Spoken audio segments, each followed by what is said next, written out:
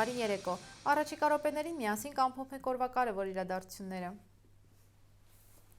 Ազգային ժողովի պաշտպանության և անվտանգության հարցերի մշտական հանձնաժողովն այսօր հետաձգել է արտահերթ նիստը, որի ժամանակ պետք է քննարկվեր բանակից փողով ազատվելու հարցը։ Ըստ իշխանականների հանրային արձագանքը միանշանակ չէ, ուստի հարցը պետք է նորից քննարկվի ու փոփոխություններ արվի։ Ընդդիմադիր Հայաստան խմբակցությունը պնդում է, որ փողով բանակից ազատվելու օրինագիծը հակասահմանադրական է և խախտում է սոցիալական հավասարությունը։ Պատգամավոր Գեղամ Մանուկյանը հայտարարել է, որ անհասկանալի է, թե ինչու նիստի մեկնարկից 2 րոպե առաջ այն չեղյալ հայտարարվեց։ Նրա համոզմամբ դա պայմանավորված է նրանով, որ այսօրվա քվեարկության արդյունքում օրինագիծը հավանության չէր արժանանա։ Խորհրդարանի ամենամեծ ընդդիմադիր ուժը հայտնել է, որ հետամուտ է լինելու, որպեսզի փողի դիմաց բանակից ազատվելու մասին նախագիծը ընդմիշտ դուրս գա Հայաստանի օրակարգից։ Իր հերթին օրինագծի հեղինակ Հայկ Սարգսյանն ասաց, որ հասարակությունը ոչ միայն դեմ չէ այս նախագծին, այլև սպասում է դրա ընդունմանը։ Նրա խոսքով այն կնպաստի հետախուզման մեջ գտնվող հայրենակիցների վերադարձին հայրենիք և կկանխվի արտագաղթը։ Նա պահանջեց, որ օրենքն ընդունվի մինչև հուլիսի 1-ը, ամառային զորակոչի սկիզբը։ Ինչպես հայտնի է, ՔՓԱ-ական պատգամավոր Հայկ Սարգսյանի նախաձեռնությամբ և կառավարության հավանությամբ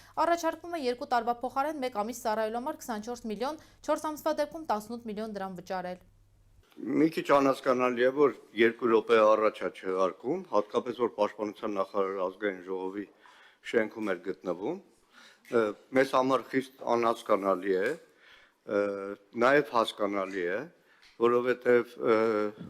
իշխանության համար պարզ էր, որ այսօրվա քվեարկության արդյունքում հանձնաժողովում ձայները բաշխվելու են այնպես, որ հանձնաժողովը տալու էր բացական եզրակացություն, նաև հասկանալի էր, որ հանրային մեծ ընդվզում կա և տարբեր հասարակական, քաղաքական գործիչներ, հանրային գործիչներ, ընդհուպ մինչև մարդու իրավունքների պաշտպանը տվել են իրենց բացական եզրակացությունը, ամեն դեպքում մենք հետամուտ ենք լինելու այս հարցը ընդմիշտ Հայաստանի Հանրապետության օրակարգից դուրս բերելու համար։ Հայաստանի Հանրապետության զինված ուժերը բոլորինն են, բոլորը պարտավոր են ծառայել Հայաստանի Հանրապետության զինված ուժերում,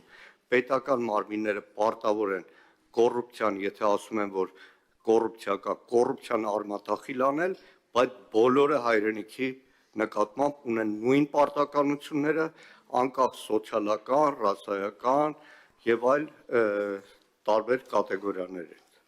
Հայաստանի մարդու իրավունքների պաշտպան Անահիտ Մանասյանը, ինչպես նաև նախկին ՄԻՊ Արման Թաթոյանը քննադատել են գումարի դիմաց ծառայության ժամկետը կրճատելու նախագիծը։ Արման Թաթոյանը նշել է, որ գումարի դիմաց զինվորական ծառայությունը կրճատող ու ծառայությունից ազատող օրենքների նախագծերը հակասահմանադրական են։ Նախագծերի ընդունման հիմնավորումները ձևական են, բաղկացած են սիրողական մի քանի գնահատականից, արված չէ մասնագիտական որևէ վերլուծություն։ Կոպտորեն խախտված է նորմատիվ իրավական ակտերի մասին Հայաստանի Հանրապետության օրենքը։ Նախագծերը խտրական են և առաջացնելու են սոցիալական մեծ անարդարություն։ Ավելի են պարակտելու հասարակությունը, պարակտելու են բանակը, մարդկանց բաժանելու են խմբերի։ Հասարակությունում առաջ են գալու արհեստական հակասություններ, ինչն արդեն նկատելի է։ Երկրի անվտանգությունը կազմալուծող բանակի դեմ ուղղված այս նախագծերն ինքնին ցույց են տալիս, որ ԿՊ-ն շարժվում է միայն քաղաքական հաշվարկներով, պոպուլիստական առաջնահերթություններով, երկրի անվտանգության նկատմամբ առևտրի հոգեբանությամբ։ Ի վերջո այս լուծումները բերելու են արտագաղթի նոր ալիքի, ընդգծել է Թաթոյանը։ Մարդու իրավունքների պաշտպան Անահիտ Մանասյանը նշել է, որ նախագծային կարգավորումները կարող են առաջացնել հասարակության լուրջ սոցիալական շերտավորում,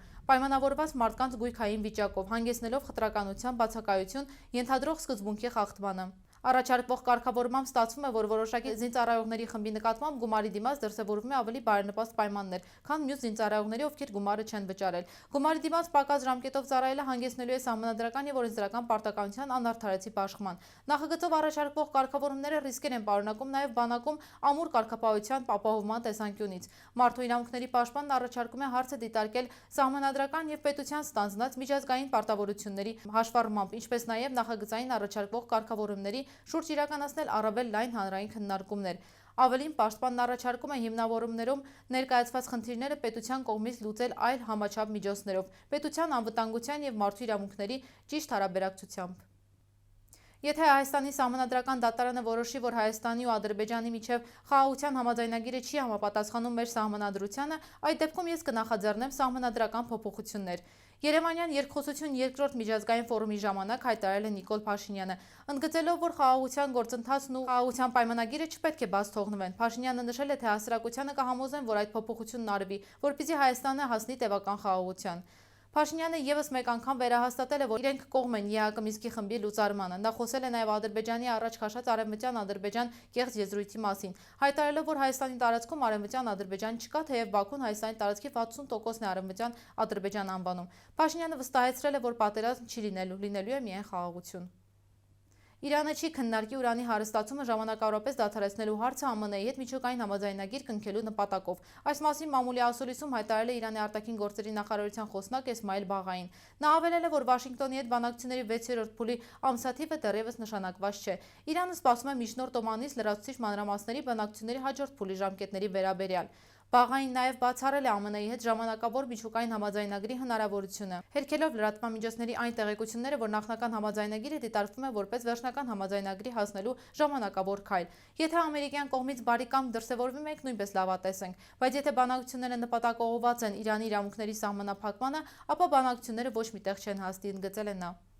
Ռուսաստանն Ուկրաինային դեռ չի փոխանցել կարգավորման վերաբերյալ հուշագրի նախագիծը։ Փաստաթուղթը նախապատրաստություն է պահանջում, հայտարարել է Ռուսաստանի նախագահի մամուլի խոսնակ Դմիտրի Պեսկովը։ Ռուսաստանի Դաշնության խորհրդի փոխխոսնակ Կոստանդին Կոսաչևը մայիսի 24-ին հայտնել էր, որ Ռուսաստանն առաջիկա օրերին Ուկրաինային կփոխանցի ուկրաինական կարգավորման վերաբերյալ հուշագրի իր մշակումները։ Աշխատանքներն ավարտական փուլում են։ Պեսկովը հավելել է, որ ռուս-ուկրաինական բանակցությունները շարունակելու եւ դրանց տեղի վերաբերյալ փոխմրնում դեռևս չկա։ Երկրորդ փուլին պատրաստվել է պետք։ Մեկնաբանելով ԱՄՆ նախագահ Դոնալդ Թրամփի հայտարարությունը, թե ինքը հավանություն չի տալիս Ուկրաինայում Ռուսաստանի վերջին գործողություններին եւ դիտարկում է Ռուսաստանի դեմ լրացուցիչ պատժամիջոցներ սահմանելու հնարավորությունը, Պեսկովը հայտարարել է. Ռուսաստանի նախագահ Վլադիմիր Պուտինն ընդունում է այն որոշումները, որոնք անհրաժեշտ են պետության անվտանգության ապահովման համար։ Այսօրվա համար պատրաստել ենք այսքանը, լավ մնացեք, կհանդիպենք։